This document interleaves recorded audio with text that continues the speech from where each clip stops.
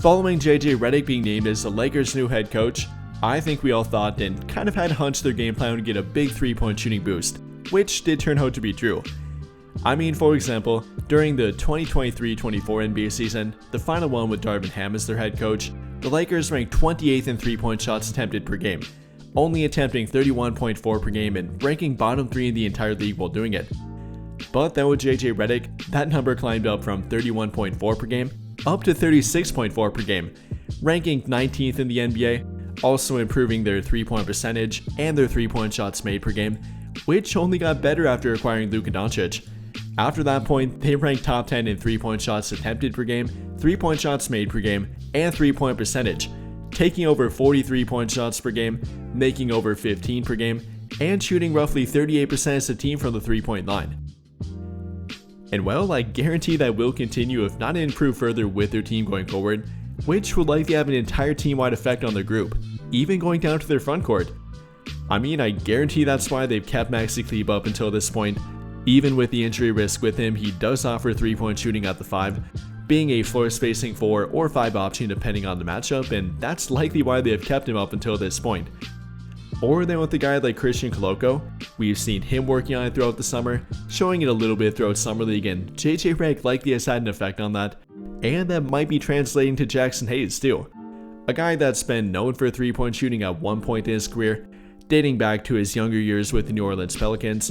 Believe it or not, he actually made 30 of them in his 4 years with the Pelicans, only shooting roughly 28% with them, though he did have a year where he shot roughly 43%, another year where he shot 35% and making 23-point shots in that season, and that might be something that JJ Redick is trying to add back to his game.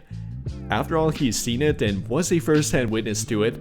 I mean, he was literally Jaxson Hayes' teammate back in New Orleans, so he's seen Hayes shoot roughly 43% back during the 2020-2021 NBA season, shoot roughly 35% on 23-point shots made in the 2021-22 NBA season, and I imagine that he likely wants Hayes to add that back to his game, as that would make him a lot more valuable in the rotation.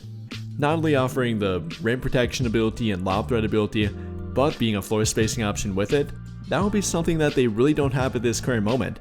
Again, maybe a little bit with Maxi Kleber, given that he stays healthy, maybe with Christian Koloko if he can add that to his game as well, but Hayes being the more direct backup to DeAndre Ayton, maybe if he could add a 3-point shot, then he could play with DeAndre Ayton, simply would add a lot more versatility to the rotation and directly to Jaxson Hayes' game, which would be a very good thing for the team's rotation. And well, he may be trying to do exactly that, adding or rather re-adding a 3-point shot to his game, working on it throughout this summer and throughout the offseason here, even telling Lakers all day every day that we should expect more 3-point shooting from him this season, likely hinting that he'll at least be trying to take them and trying to add that or again re-add that back to his game, that JJ Redick is supportive of it and wants him to get back to that point, again as he has seen it as a teammate and now as a head coach with Jaxson Hayes. And if you watch the background footage here of him making 3-point shots, comparing that to his old shooting motion, or I guess when he would attempt them back in New Orleans, it does seem to be a little bit more quick now, a little bit more fluid, and he does appear very confident in it. You know, I think we often forget that even NBA players that don't shoot threes or don't do much ball handling ability, when they're off the court and doing their summer workouts, they immediately look like a great 3-point shooter or a great ball handler that can do a lot more than they show on the NBA court. And that's also applying to Jaxson Hayes here. The guy looks like a knockdown 3-point shooter, but then again, this is coming in a workout and not against 5-on-5 or even 1-on-1 competition. Him simply shooting from some designated zones and doing some catch and shoot ability. Will that translate back to the NBA level? Will that translate to actual game action and make him a reliable floor spacing 5 option for them?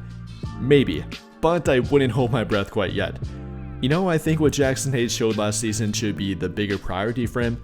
That's simply being efficient around the rim, a good pick and roll partner, continuing to improve on defense and becoming more reliable, that mainly being about his foul ability or rather lack thereof at times. You know, in the regular season and post-trade deadline, he was actually a very good rim protector for them and wasn't too foul prone, but unfortunately that changed in the postseason.